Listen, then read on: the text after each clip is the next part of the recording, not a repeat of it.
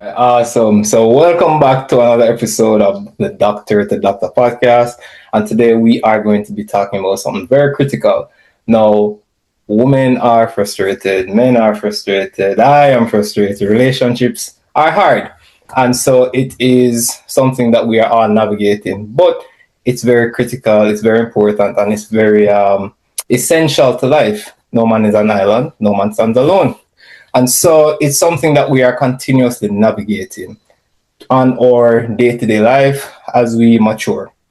And so today, I think it was very important, especially as we advance in our careers, as we advance in our personal lives, to just take some time out from the titles, take some time out from the development of our professional lives, and kind of look at relationships. And today, I am going to be having a conversation with one of my wisest friends. From we've known each other for a long time. Very sophisticated, but very down to earth, and just has an amazing smile. And so we are going to be speaking with Delecia Wisdom. And so today we are actually going to have a conversation in regards to what men think and what women think in terms of relationship. So, Dilly, before we even get into it, tell the people then, who are you? Okay, who am I? That's such a soul-searching, deep question. Well, I'll just start off easy. So I am a woman. I'm a Christian. I'm a therapist. So I work as a psychotherapist. I have a master's in clinical psychology. I got to live my dream in terms of my profession. So I get a really great opportunity to help individuals reach their full potential, navigate relationships, live their lives in a more fulfilling way. And I love to do it. Wow. Yeah. Yeah. I'm so happy to be your friend. I feel honored. I'm happy to be your friend too. It's mutual. Thank you. I appreciate you. So we want to start off with the hard questions. So what are you seeing in today's dating scene from a psychological standpoint? From a psychological standpoint, wow, I think that is a broad thing that I'm seeing. I think a lot of what is happening is that I am seeing many people lonely. So there is really a loneliness epidemic, especially among people that are like post-college age. So people who have left college, they're just a lot lonelier than likely previous generations were. So I think that is a big chunk of what I'm seeing. I'm also seeing a lot more people being self-protective. So there's a lot of awareness about trauma, and it's often manifesting in people looking out for number one in a way that tends to be detrimental to relationships rather than actually helping them along. And on the flip side, I'm also seeing people becoming more aware. Like psychology is booming as a field. Fortunately and unfortunately sometimes. So you'll see a lot of people that are now coming to awareness of generational patterns that they might have. They might be reading about things like attachment styles and being like, oh, I'm in an anxious avoidant relationship. And there's a lot of pop psychology that I think is helping some people. And there's a lot of pop psychology that I think is hurting some people. So there's an increase in awareness, but it's not uniform. And it's not always like from the scientific point of view that can be most helpful. Yeah. You start it off, man. You kick it off nice. So, Dilly, you said something that there is a lot of awareness, and I agree with you. Because even on social media now, we are seeing he said, she said, but it's in the form of people clashing. It's like men are saying women just don't understand, and then women are saying men are just not getting us, and so there are two genders now that are meant to become one, meant to be in unison, saying we have totally different views. And yes, we do have totally different views, and it's okay. But no, it's weaponized that, oh, you don't think like I do, and then the other person, no, you don't think like I do either, and there's a problem. So how do we heal that divide to say, and what is the right way of thinking? Am I wrong based upon my observation, or it, because in my view, yes, we have different thinking, but there should be a coming together, and we know navigating how can we use my different perspective as an advantage, your different perspective as an advantage, and then be fruitful together. Right. Okay. So different doesn't mean wrong. I think that's something that came to my mind while you were talking, right? And a puzzle doesn't fit together unless the pieces have parts that fit and parts that don't fit that same piece, right? So in order for people to come together, the differences are actually good things, right? So kind of like filling in the spaces of each other. I'm a sincere believer in two whole people coming together to make a better whole. I don't, two halves don't really come together to make a good whole. A friend's mother. That's my better half. That's my better whole. But either way, when people are saying that, they're just talking about the fact that there are these two people that come together. I say, yeah, we get that analogy.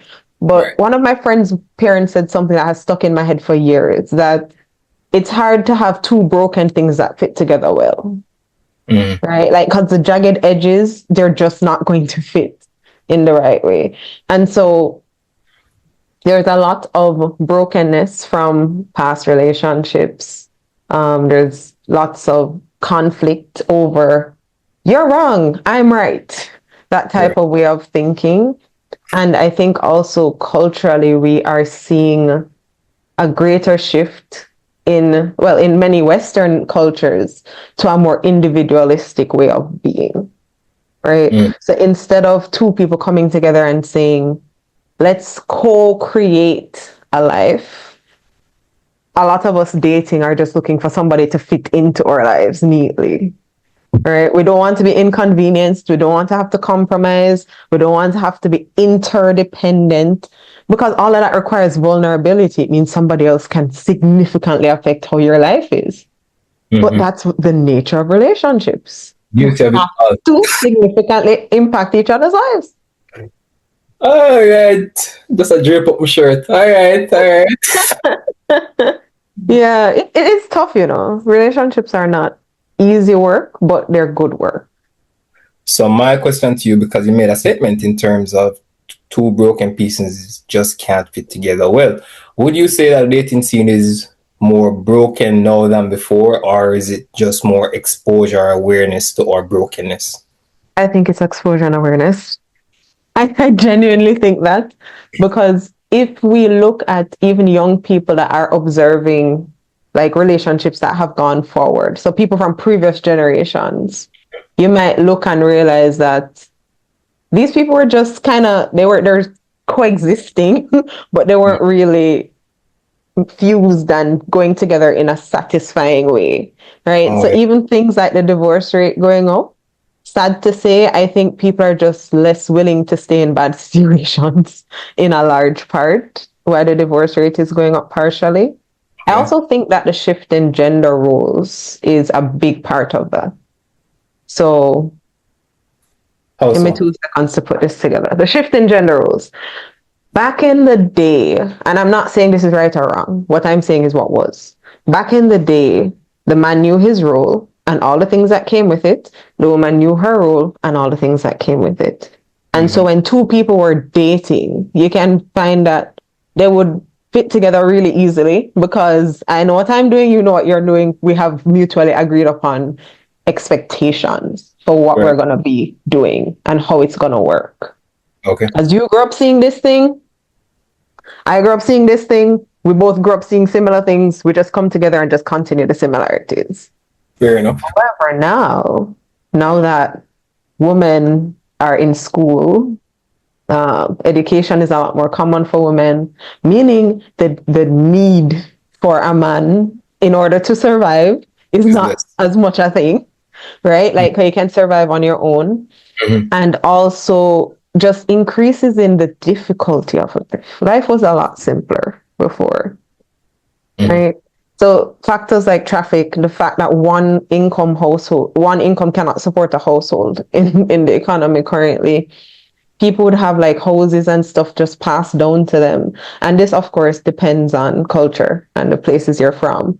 But there's a lot of differences in how society functions. And now what we find, men and women have to very kind of get down to nitty gritties in order to figure out how they're going to navigate each other and navigate life. So, like, what do you expect a woman to do? That used to be like kind of clear cut, but now it's like both people have these huge lists of differences, and no, you have to can do that too, and me have no, I'm not Let do me this. tell you. Right? There's so much more to navigate and work through in order to form a harmonious relationship. But is that healthier though? Because you said back in the day people weren't as aware, but now we're more aware of, say, self, and I guess we also have more options, which might be a good or bad thing. Who knows? But is that awareness more also a detriment to Well, us? I think it's complicated, right? I think like Relationships usually are. yeah, it's complicated and layered. So because there's a greater level of awareness, there's Mhm. also probably an increase in pickiness. So, like you said, there are options, right? So, Mhm. whereas people would be quicker to say, okay, I know there are probably 8 of us in a community that are around the same age group, and of them people you grown and know. Mhm. So, you're going to pick from Tom, Dick, Harry, Larry, Steve. Like it's a smaller pool that you're going to pick from. You're going to pick from early, and you're going to settle down earlier. Mhm. Right? It's kind of simpler. Now we have dating apps, we have social media, we have friends of friends on all of these things. So there's just a lot more to pick from. And when Yeah. you get variety, sometimes you get the illusion of choices. Because now you're thinking, oh, if this doesn't work out, I can just move on and pick somebody else. And I can move Mhm. on and pick somebody else. So you really Mhm. have to make up your mind, say, I go settle with somebody in order to actually settle with somebody. Mm. Okay. No, I'm hitting the nails on the head tonight, man. All right. Cool. But I know it look like say lick you, Shaq. You're looking uncomfortable, you're squirming, be like, ooh. Oh no, it's just that you're giving me things to think about because that's so very true. Mhm. Anyways, um, I know you have a lot of conversations with men. You have a lot of conversations with women in terms of navigating their realities and their relationships. So, from you, can we have an idea of what you're seeing or what you're hearing, like the frustrations of men versus the frustrations of women? Hmm. So I think the context in which I work probably skews the data a little bit, right? Yeah.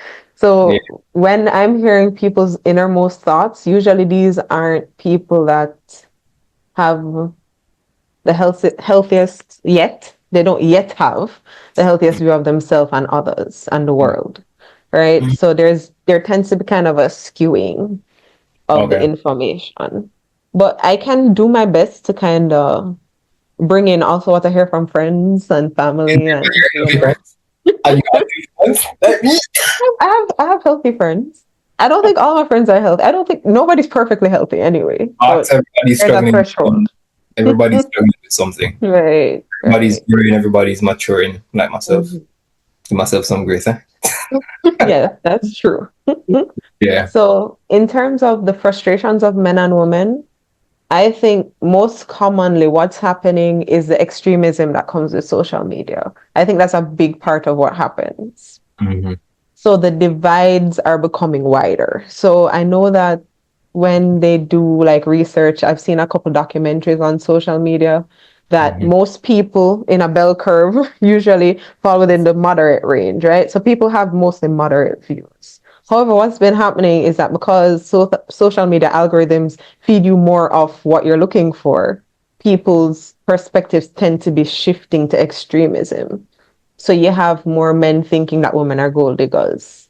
You have more women thinking that men are dogs.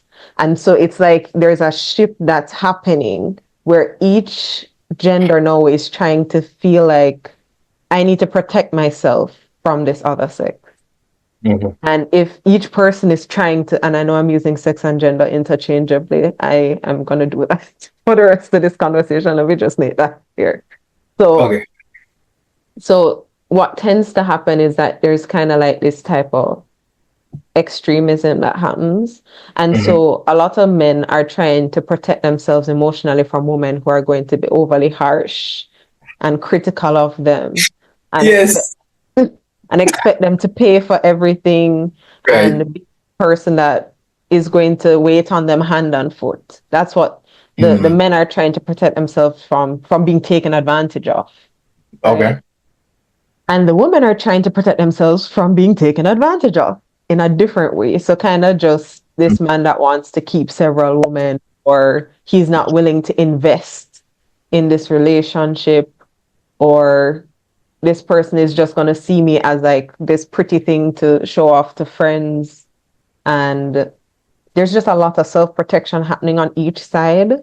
And Right. so it's hard to see another person as another person. You almost see them as you approach with suspicion, And essentially. is a threat, especially Mm-hmm. if it's a case where you've been hurt so many times before and you say you're giving love a chance, but you what happened 3 6 months ago just care about so easy. Mm-hmm. So Yeah. you're carrying that with you, and it's also you trying to show up as your best self while still healing from the past you, which is not your best self. Getting over the hurt, the pain, but still trying to show up as the best version of you. Mhm. So. I think some of Mhm. what happens there too is that people tend to move very quickly. So Mhm. there's not enough time to slow down and be like, all right, how many of these perspectives or these lessons that I believe I learned are actually applicable in Right. most situations? Does that make sense? So Mhm. like you'll be hurt one particular way, Mhm. and our minds are built to sense danger and to remember more negative than positive. So Mhm. for most people out there who are thinking their ex was the worst person in the world because of how you ended, you probably had very great experiences before that end. But at the end of it, our minds tend to think about the negatives more. And that's just how it works. And so Right. I think in terms of moving too quickly, I think people are kind of just hopping from relationship to relationship without processing. And I say this in the least pop psychology term. When I say processing, I mean going through the thoughts and the emotions and trying to ensure that they're learning from what happened in the past, and then not overgeneralizing that to the entire population of the sex that hurts you, Right. right? So just because one person did this thing, or or you're, for example, for a woman, just because you went out with a guy that wanted to split the bill, right? And when you actually split the bill with him, you found out in the relationship, say, a mean man. Like him, no one pay for nothing. He doesn't want to take care of you, all of those types of things. Now you hear another man say he wants to split the bill. And obviously your mind goes back to that. And now you're jumping to conclusions about who this person is before you actually give this person a chance. Or for men, Mhm. I've heard, legend has it, this is anecdotal, legend has it that every player's heart was broken by this one girl he really loved when he was younger, right? Oh, And now he's just, hmm? that was a fact. Legend has it. And now he just sees every woman as this target to seek revenge on, Yeah, right? which yeah, from basic school. Yeah. So, like I shared my lunch with her and then she got share the crayon with the next boy right in front of Yes. me.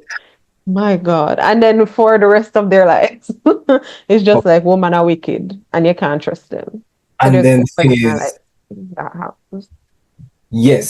So there is some truth to that, but I don't think it's limited. Now that I think about it, I don't think it's always just limited to the girl in basic school or high school that would have broken your heart. I think also sometimes it's the woman directly in our families, like how you see your mother interact with your father, that one thing that your aunt did to your uncle, your neighbor, and then those traumatic experiences unchecked add up over time, and then you paint a false picture based upon a minuscule niche, and you draw a conclusion from that.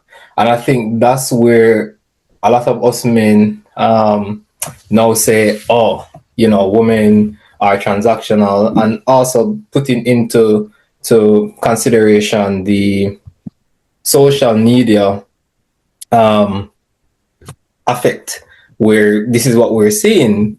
Oh, women need a man who can pay them bill, pay them car, give them allowances, and then build a house and whatnot. You get me? Yeah. So, and then now as well, not only are the men now terrified, like, wow, I'm expecting, life rough as a man. You get me? I want to pause and acknowledge that.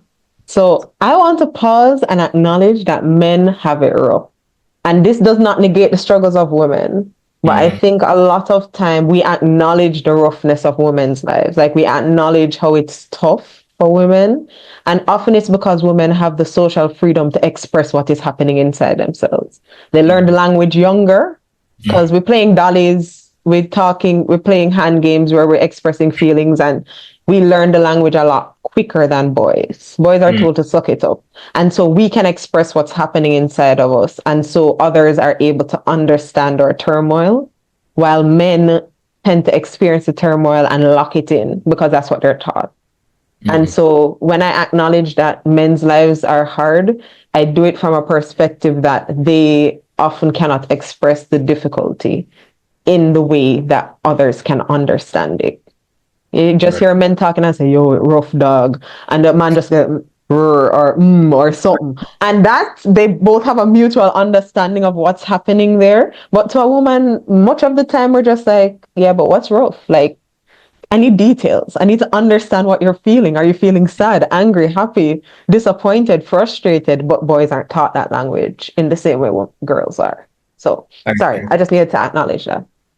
No, I remember your point. I appreciate you acknowledging that, and I think it makes me feel warm and fuzzy inside that you actually stopped and paused, because a lot of people um, don't get me.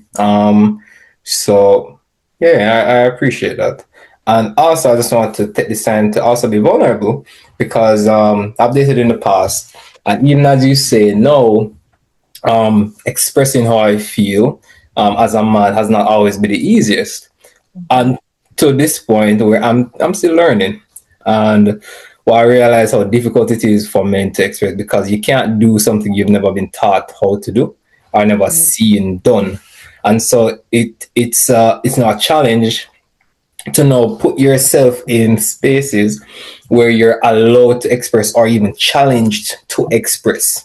And then now also, because you have married men who go through that and they survive. And then I think now it's them now to teach the younger generation, hey, this is really what you're supposed to do, because I've spent 10, 20, 30 years with my wife, and if I knew this, I think would have progressed. This is what I've learned. So I think it's important for young men to speak to older men, in terms of healthy men who have done the work.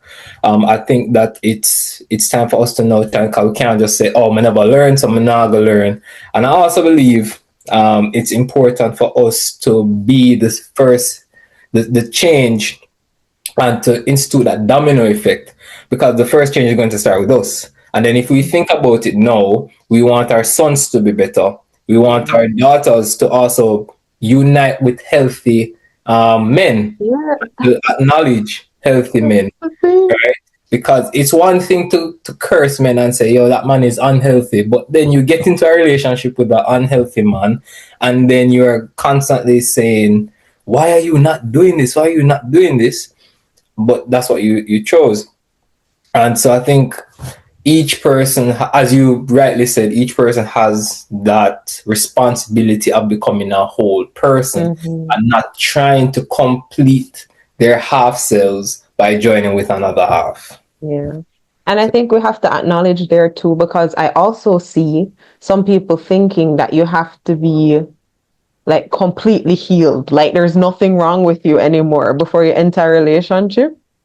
And if you wait until that, you're gonna die alone. Let me Oh, just tell you. That's yeah, what's gonna happen. And I understand the hesitance when you have seen yourself do unhealthy things, yeah. repeat unhealthy patterns to Mm, enter a relationship. However, mm, like use the people around you, right? Like talk to people that know you well and not just one or two. Like talk to several people and be like, you think I could enter a relationship? Talk about your perspectives. Talk about what's happening. If you have a therapist, talk to them about it. yeah. Because none of us is, even if we're a whole, right? There's not going to be a whole that doesn't have any cracks or stuff Mm-hmm, that are going on because nobody's perfect and nobody will ever be perfect, mm-hmm, right? And mm-hmm. so we have to acknowledge that we're not going to be completely well in all the full sense of the word before we're Okay. able to enter a relationship. Right. But how you, I think how you respond probably matters more than how you feel about your level of wellness. Break that down for me. So, if I'm glad you asked, I was actually giving you a chance to answer, Krista. So, if Yes. success, so if somebody is, if somebody knows that, hey, I'm anxiously attached, that means I tend to be the person that's clingy and smothering, right? For want of better terms. I probably should have gentlified that language, but like clingy and smothering, like if it feels unsafe when there's any distance at all in the relationship. But Mm-hmm. you know that some amount of distance in the relationship is what keeps a relationship healthy. Then you can notice your pattern. You can be like, oh, he's on a night out with his family or somebody else, or, he's out and I feel unsafe. If you can recognize, oh, I'm feeling unsafe. What are the reasons I'm feeling unsafe? Has he actually given me any reason to feel unsafe? Is there evidence for feeling unsafe in this situation? Or is this a me thing?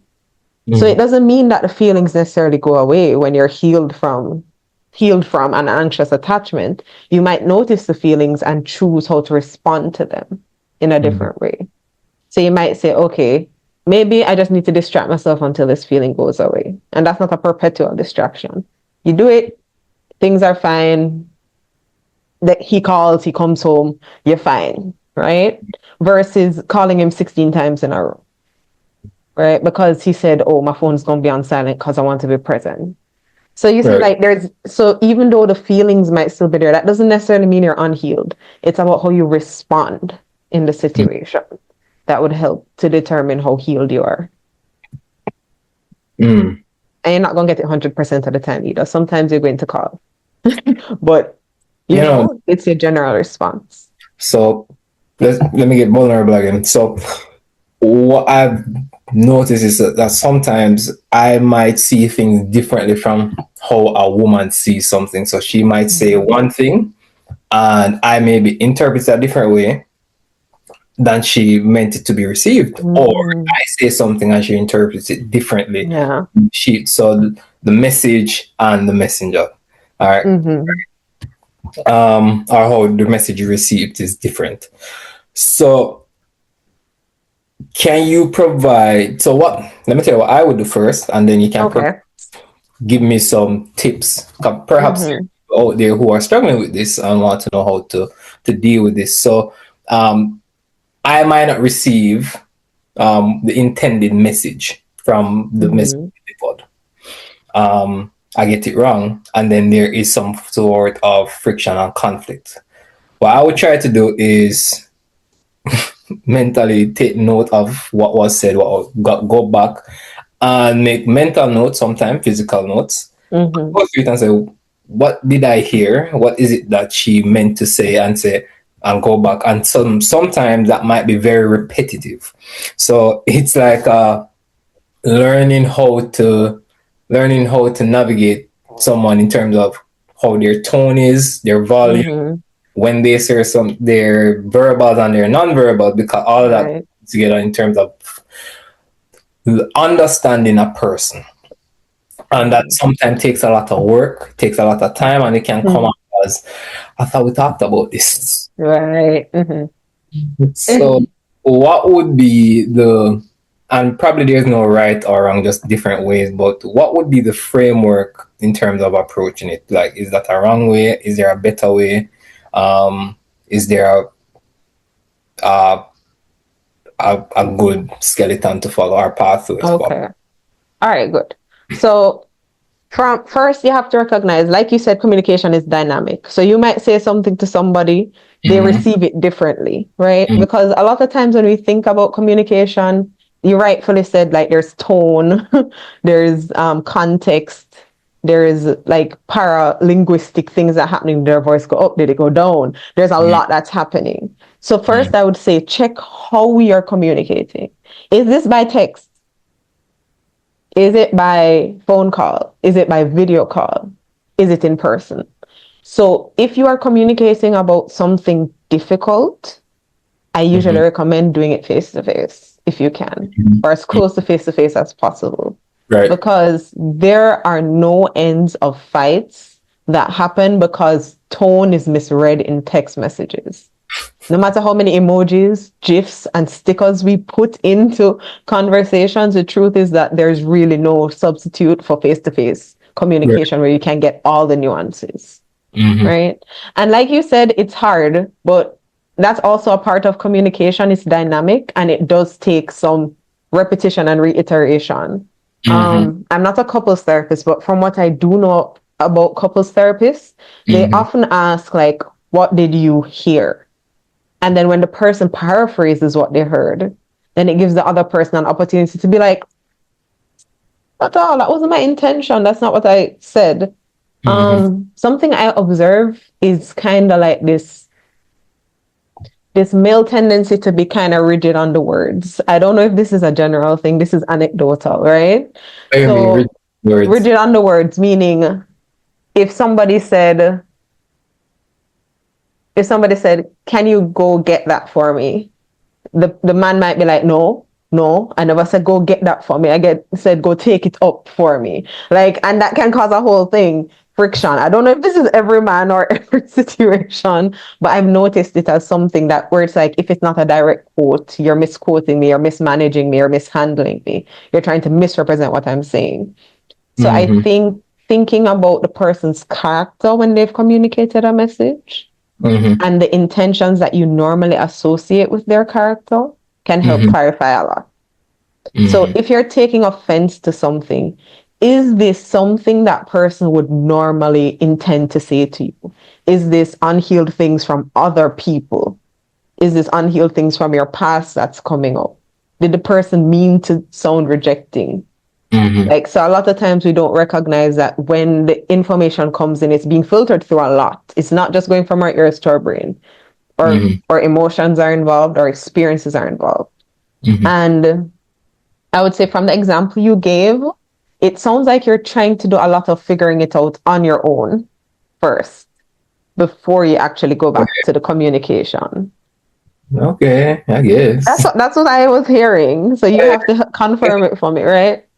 Yeah, Mm-hmm. like you're thinking it over yourself and you're coming up with it and you're coming up with scenarios. And while that can be helpful, I think it might be more helpful to actually talk to the person. Like, be like, hey, what did you mean when you said XYZ? And then let the person tell you. And then you paraphrase it and be like, so what I'm hearing you say is, this is what you meant. Okay. And then that can help the person to, then you get to like nuance it and tweak it and be like, like when you use that word, it sounds a little strong. It's not that what it mean for say. And then you Sure. can communicate over and over and paraphrase to each other what you're hearing. And that Mm-hmm. can remove a lot of the noise that causes the miscommunication. In the moment, essentially. Sorry? So trying to refine or get an understanding in the moment and then refine based upon, oh, that is what I meant. No, that's not what Mm-hmm. So I meant. that can work. I have been learning that in the terms of the way men and women's brains work, when it comes to processing emotional information, men take longer than women. If we want to go nature, if we want to go nurture, I'm not going to get into all of that. But Right. generally speaking, men take a little longer than women to process emotional information, which means that a man might need some time to sit down with what they've heard before they come to the conclusion that the woman has come to in the moment about their own feelings, about the woman's feelings, about whatever is happening. Right. So you might need space to go off and think on your own. Right. But what I'm saying is always do come back and be like, let me clarify. And if somebody is not able to handle those kind of clarification conversations, it might mean that you're not ready for a mature relationship because you're going to keep having to do that. Okay. It's just going to keep happening. You're going to have to clarify.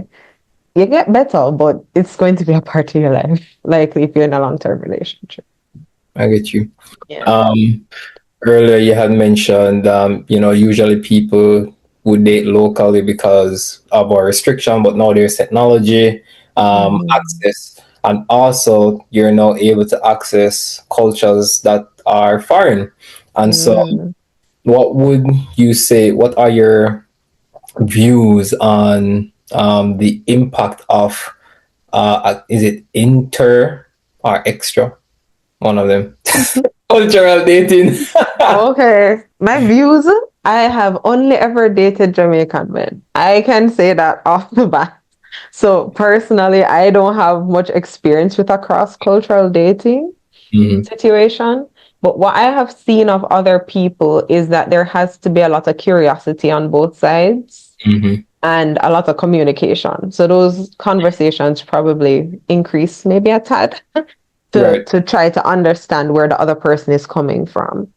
I think in terms of incompatibilities, that is something that people decide. Like you are going to decide whether this means that you're incompatible or that it's something you can work on. For the most part, or in large part. So there are some things that are like, if you have different values, just don't bother. But if you have similar values and outlooks, then you can usually work through how to manage each other's culture or even embrace each other's culture. Because some people might be really, really excited to learn about your culture and to participate in it. I know sociopolitically, there's like issues that might come up, like you're like, oh, what's that word? Appropriation and stuff like that. That's for you as a couple to decide how you're gonna feel about that. Because some people are like, no, white girls shouldn't get braids or cane rows or whatever. I'm just like, if you and your couple are able to be like, my mother want braid our hair and that's fine with us, you can live your life like that. It's really up to you. I get you. That's cool. Another thing that I do recall you mentioned in regards to, well, different people have different ideologies. I think you are right to say that a lot of people are now individualistic, meaning sheltered. You're thinking about yourself and how other people fit into your life, and everybody thinking like that. But now, in the sense of dating, you're dating another individual, different, might have different hopes and dreams, even though you're having the same values, right? And so, what is the difference now between dating the individual and dating ideologies, and how do we separate or fuse those?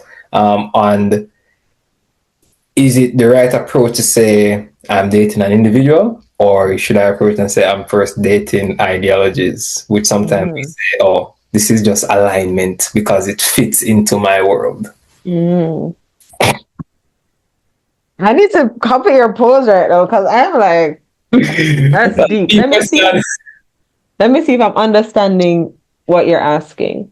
So you're asking whether two people with values, like similar values that want to live them out in different ways, can still work together, and whether you should be dating the person as a whole or dating to find somebody that has these ideologies manifesting in the same way you want for your life. Yeah, pretty much. That's it? Yes. Oh, okay. My brain was working. My Get brain was get working. me. Okay.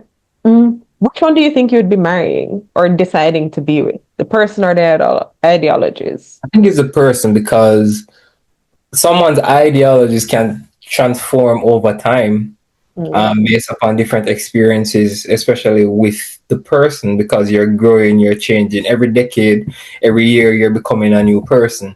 And so, if you strictly date based upon ideologies, then you're dating stagnantly mm, or stationary, versus that you having that room or capability or capacity for some dynamic nature in the relationship, because you're saying I am marrying this person, and through, no matter who this person becomes, if they change, I am growing alongside them. I'm down for the journey. So mhm, it's a bit of this person has these values, and this person is also this individual that I want to fuse with. I want to become one with, because it's a constant becoming of one. And even mhm. in the becoming of one, you are becoming something completely different. And so I think it's a case of having a good balance, but also seeing the person with the ideology and not the ideology of the person, but still appreciating the person's ideologies. It's wonderful. Thank you for answering the question for me. You did Uh, great. You did so great. that's what I do.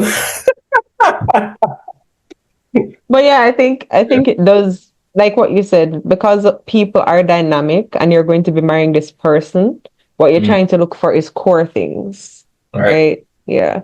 And because people tend to personality in terms of psychology, depending on the school we're coming from, solidifies, right? And that Mm, means what the way they change, unless something goes wrong, like traumatic brain injury or something, the way right. they change is likely going to be in alignment with that core. Right. And Mm, so that's important, right? mm, People do have like big shifts sometimes, but mhm, for the most part, most people change around that core. So if mm, you really truly value this thing, it's going to shape how you live. right. Right. So if your values align, you can kind of work your way to a similar end goal. Mm. Really? I have a question. Yeah, sure. What what do women really want? Oh What my do gosh. women want? Mm. So I'm going to tell you that your question is flawed. Oh, Because you're generalizing. You're thinking that women want something. Each woman wants what she wants. a good answer. Yeah. That's such a great answer. Mhm. Okay, so individualism. Yeah. And Everybody, this in this that's kind of like the navigating thing, right? right? So the same thing that we're talking about earlier, saying that no, each person you have to kind of work through with the person what it is that they want. Right. Right? And that's a process. And what they want can shift and change. And sometimes, depending on the person, they might not know what they want. So there's also that. You navigate that though, in regards, if somebody doesn't, if you see a person, you see them for who Mhm, they are, because everybody's developing, everybody's becoming. You see mhm. them for who you are, and you are enamored by the person that they are. And when you ask them, who are you, or rather, what do you want? They said, I'm not sure, entirely sure. Then how does one respond to that? Okay, when you say enamored with this person, are you already in a relationship or is this like first, second, third date? That Like you're what dating. is? Let's say we're Huh? dating. We're Mm-mm. dating and we're trying to move to marriage. You're trying to move to marriage. Okay. Mm-hmm. And they don't know what they want.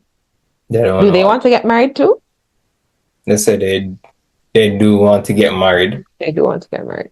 but like, because when I realize, sometimes I think that question in itself is can differ from person to person. Like somebody asks it, what do you want? Mm-hmm. I might say, oh, I want to build family legacy. I want financial freedom. I want to build a safe space for my family and ensure that my kids are well off because I never experienced that as a youth. Mm-hmm. And then you might ask another person, what do I want? So I just want to feel love and feel safe. And Yeah. well, and then the other person might say, so what else? So Yeah. I guess So it was when it back comes to to like, oh, go ahead. no, I was just thinking about you saying the question is flawed because you have to think about each individual very differently. Oh, Mm-hmm. you continue. So the question of like, if the person doesn't know what they want, and I think when we were talking about it, we're thinking about what they want out of life or what they want in a life partner. That's kind of how I was interpreting it. Was that the correct way to interpret it? Um, hmm, that's a very good division of the question in terms of what do Mm. you want in a partner versus a life partner. No, Huh. well, I meant what do you want in life? What do you Right. want in a life partner? Those are my division. Oh, that's very interesting that you asked that. What's the difference? That's Okay, right. what do you want out of life? That would be like, what do you want your lifestyle to look like? What do you want Mm-hmm. your vacations to look like? What do you want your retirement to look like? What do you want your day-to-days to look like? That's Mm-hmm. what you want out of life. What you Mm-hmm. want out of a life partner is what roles and functions do you see this person playing in your life, Mm-hmm. right? Mm-hmm. I think anyone that is unable to answer those two questions probably needs more time preparing for Fucking the marriage. books, you know already. But this is me. This is not no. This is let me disclaimer this. I'm not a couples therapist, and this is what I think. Okay, I'm disclaiming that. Just go back Um, to work. but I don't even think that the answer is going to be like, um, it's going to still be a dynamic answer, you know. Right. But you should be able to answer that question All at right. least in a general sense. All right. Don't ask me, No, Don't hold on. ask me, Man, because you're a woman, and I don't want to know. But hold Since on. I'm ready for married. Anyway, go ahead. Hold on. So here's the thing now. For the person who can't answer those two questions, Mm-hmm. can't answer the two questions, them. How you go back? What's the step to go back to work now? Okay. All right. Mm-hmm. So here's the tricky part. Right. So a part of answering those questions often is dating. Mm-hmm. So yeah, it's tricky because because then you are now going to be interacting with people because that's one of the ways you figure out what you want, right? So Because like you'll be dating somebody and be like, I definitely don't want this, or I definitely do want this, mm-hmm. and that's a part of getting to know yourself for many people. Friendships can be a good avenue as well. Like if you were to say, okay, if I were to unfriend zone this person, would I want this and that and that and this in Mm-hmm. them as my life partner? And what you Right. want out of life, there's a lot of getting to know yourself that goes into this situation. Um, in terms of going to the books, I think the Johari window is a nice place to start. So the Johari window is this block with four sections.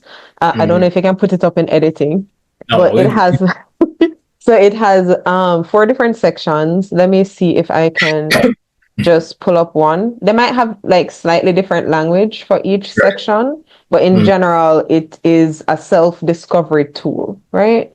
Mm-hmm. So you have the open space, right? So in the Johari window, you have a section that's called open, which is the things you know about yourself, everybody knows about you. It just is what it is. Then you have the section that's called the hidden area, which is things you know about yourself, but you don't let other people know about you. Mm-hmm. You have an area that's the blind spot, which you don't know about yourself and others don't know about you.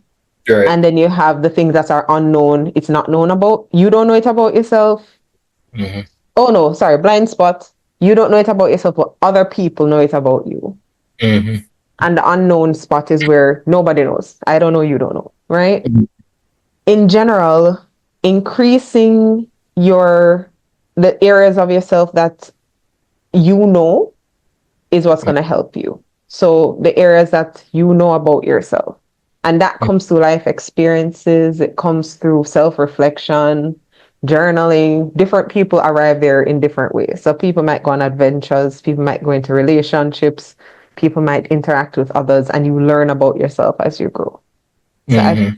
feel as if I don't know, like if the age bracket we're talking about, because generally speaking, you are forming your individual identity in like your early 20s, Okay. generally speaking, right?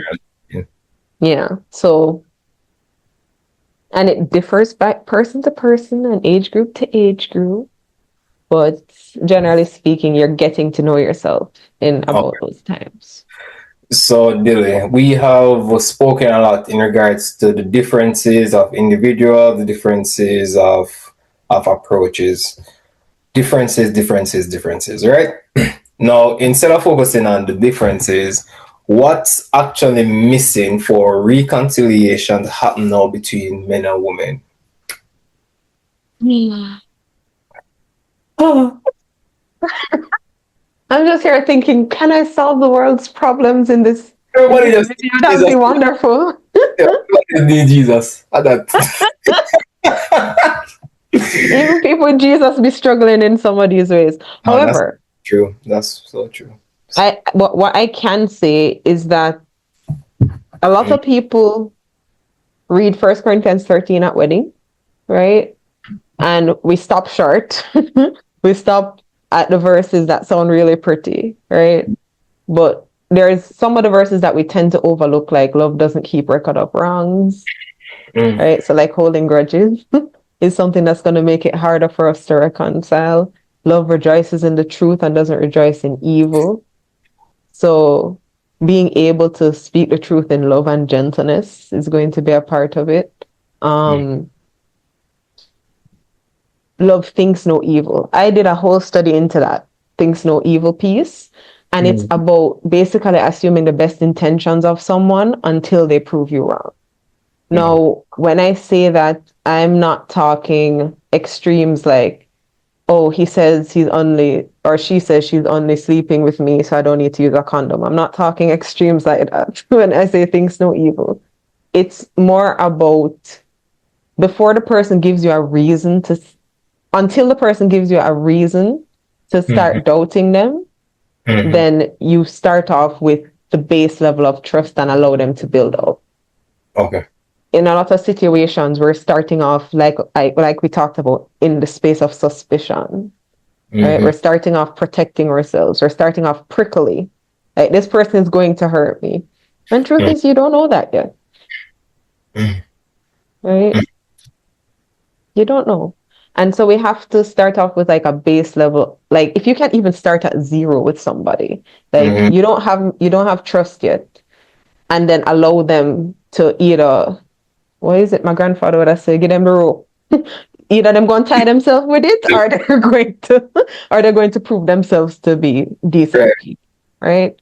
And Mm, doing that with wisdom and discernment takes a lot of effort and it takes time to figure it out. I can't say I figured it out fully yet either, but mm, it is a process that we have to go through. If we start at zero and try to approach people as if most people are fundamentally not the worst people in the world, mm. and I mean, you observe them. So you're not going to just be like running up to somebody random. Right. um, that's going to be a part of it. And another thing about running up to somebody random, I also think it's safer when you're choosing to date somebody if you know people that know them. I don't know. There's something about this random person that you know nothing about. You don't know anybody that knows them, and you're going to be doing something like driving in a car with this stranger. Like you have no idea about their character. You have no idea about anything. If they were Right. to kidnap you, like nobody would know, nobody you know would know them. Like it's just right. So I know culturally now a lot of young people wait a very long time, like even to engagement, before they introduce somebody they're dating to their family. Facts. I genuinely think if your family is healthy and decent enough, that's a mistake. Mm-hmm. Allowing the people that love you to interact with this person can be extremely helpful. Okay. Our Hmm. community can often see things we might overlook. Because again, rose-colored glasses, I love him. She's awesome. Like we might not see the things that our loved ones might be able to see or perceive in a person. So No. that's, and please, disclaimer, if you guys hear this, I'm not giving y'all psychological advice. Do not come at me, be like, I introduced them to my family at XYZ. It's your choice. It's your choice. I just think it genuinely has value if you're able to introduce them to Well, people. I agree with you in terms of allowing. It doesn't have to be your family members. It can be your friends, persons who you Mm-hmm. trust, persons who Right. have generally have your best interest at heart. So going out as a group so they can see Mm-hmm. the interaction. I agree with you. All Yeah. right. And meeting their family too, if they're willing for that. I Yeah. know it's not common in our culture now, but I do think it can be very helpful. Yeah. Yeah. Yeah. All right. Cool. No, we've been speak. I think you've dropped some amazing gems in regards to how we as individuals can first do the inner work needed in order to now bridge the divide that has Mhm. been created due to the overall awareness of brokenness, traumas, etc. Now, um, essentially, just want to like, how can we package that in terms of what should we do after hearing you speak? Mhm. How can we now take the next steps to do the inner work needed to become a healthier person? Okay. Idiosyncratic again. A lot of people benefit from psychotherapy. I'm Mm-hmm. of no illusion that therapy can be expensive, it can be hard work, it can be time consuming, right? So it's not just that everybody willy-nilly will have access to this. Right. But they're like reflective journals, like that things that would ask you questions about yourself. Um, Mm-hmm. I think Dr. Pernell Bell, she's from Jamsite. She Mm-hmm. has a book out that's about like this self-discovery. I cannot remember the title. I probably will be able to share it later. But Yeah. that could be like avenues. So things that help you to reflect on who you are, right? There's a website called lifevaluesinventory.org that I think can also be helpful. So it's like a list of different values that you're paying attention to in your life, and that can be helpful. Um, the MBTI, I think a lot of people find it very accurate for them. And when you explore different types of personality tests, something more scientifically robust would be like Ocean or Canoe, that particular personality test. Learning about yourself is like one of the first steps, right? Mm-hmm. Watching how you interact with others and how you have interacted with others can be helpful as well. Like, this person upsets you. Do you know why? Do you know the reasons this person upsets you? What Right. values or boundaries are they crossing? What is it about them that doesn't sit well with you? That you're Mm-hmm. attracted to this person. What is it about this person that makes you attracted to them? Like, just beyond physical. And those types of things can help us with time and effort to learn more about ourselves and do the work that we need to do. If we do need counseling, sometimes we just need counseling. Ain't nothing wrong with that. I'm a therapist, I go to therapy. It's great. It's great for us as well. Talking to your friends and your family, learning about yourself through them. Like, how would you describe me? You can learn a lot about yourself through friends and family from that too. I feel like those might be good steps. I think though that those are some great points, and for the one that you mentioned in terms of the resources, I would definitely Mhm. put them in the description in order to make sure that you guys have them. So I got excited. I was just like, oh, I'll put it in the description down below. down below, Remember yeah. to like and subscribe. Remember to like and subscribe, guys. You got it right. Thank you for reminding me. I want to ask you a real question though. Do you Okay. think love is harder to find today? Is it harder for people to connect in today's world? I've only lived in today's world, but let me see if I can try. Is love Yeah. harder to find? Um, I think fundamentally based on my belief and value systems, we're in preferring one another. That's like the biblical way of showing love, which is I put you first, you put me first, and I know that somebody has my back, right? I think that type of perspective is slowly dying because of all the factors we've talked about already today, right?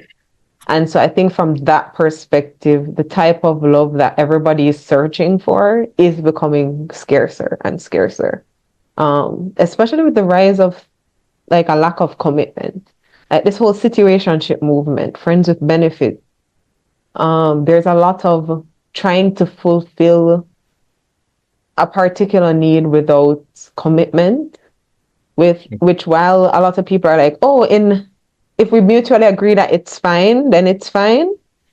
Or hormones aren't set up to work like that, right? Like when we bond with somebody, there's oxytocin that releases. It's a bonding hormone, right? My mother would say it's the guzo that make mothers just love them pick me so much, right? And that's what we release when we're interacting with other people. And it's meant to bond us, right? So I feel like we're working against our biology in a lot of ways when we try to fulfill needs or desires that are meant to be in a mutually satisfying, vulnerable relationship when we're trying to kind of just get bits and pieces from everywhere. But I understand the desire to get bits and pieces from everywhere because it's hard. It's difficult to find somebody and to persist with that one person. So is love harder to find today? I think, yeah. I think culturally the shift is making it harder. Thanks for your transparency. I appreciate you. Now I will ask you one last question.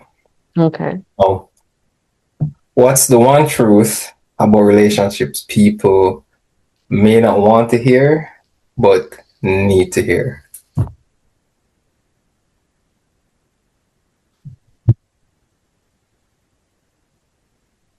Ooh, okay. People may not want to hear, but they need to hear this truth about relationships. You can't make anybody change for you. Like, I work with people that desperately want to change day in, day out, and it's a struggle. So, can you imagine somebody that really has no desire to change? And we just stay there chipping at them for so long, wanting them to. It's Say it not one time. Say it one our. time. Like, we can't make people change for us. You can't make people change for you. The only person's behavior you can control is yours.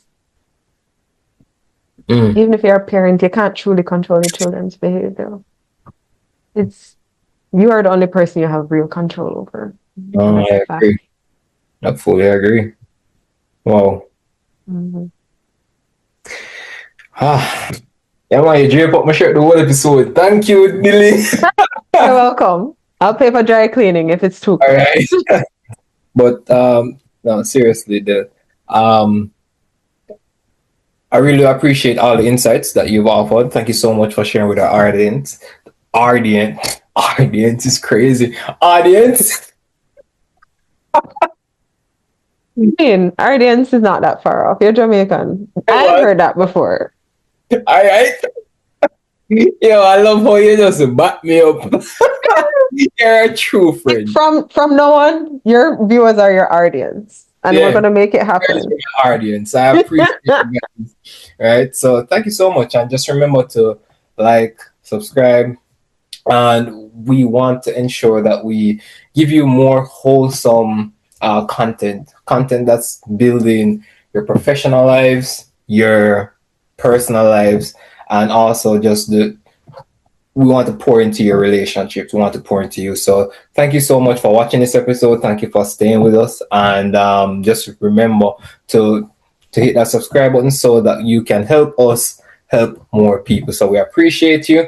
And just share this with someone who you think might need it. All right.